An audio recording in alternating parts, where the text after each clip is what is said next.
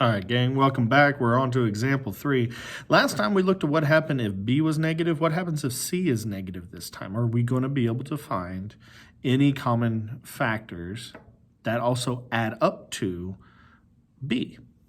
So here, again, and I'm going to shorten it. Remember, I'm leaving A off at this point. The last 2 videos included it just to be able to let you know it's there.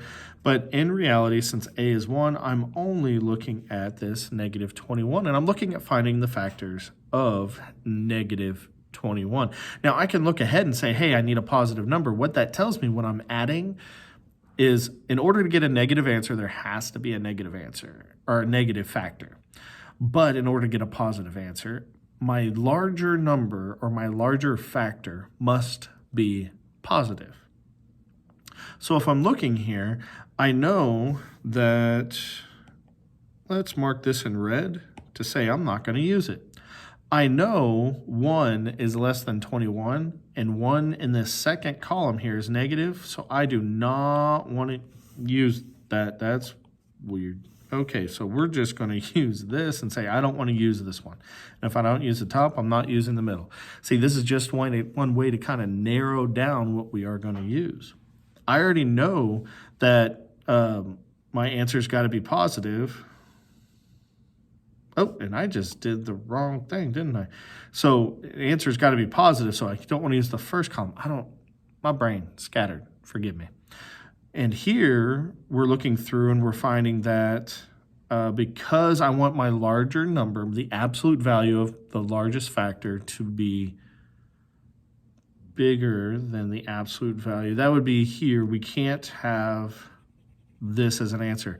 So let's say I was taking a test, I just knocked it down to a 50-50 and I'm able to kind of figure it out from there.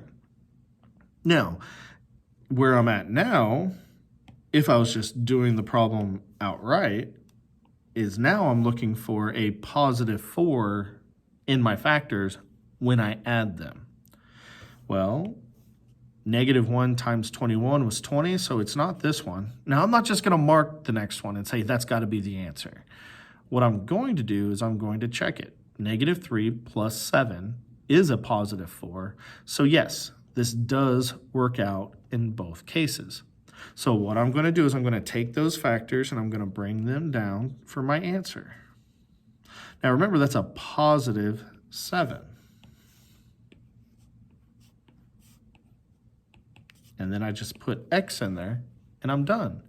I've got my 2 polynomials.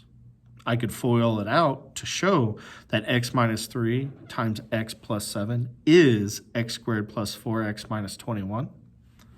But as long as I follow everything correctly, where I have a product of A and C, and I am using those factors to be able to add up to B, then I have the right answer as well.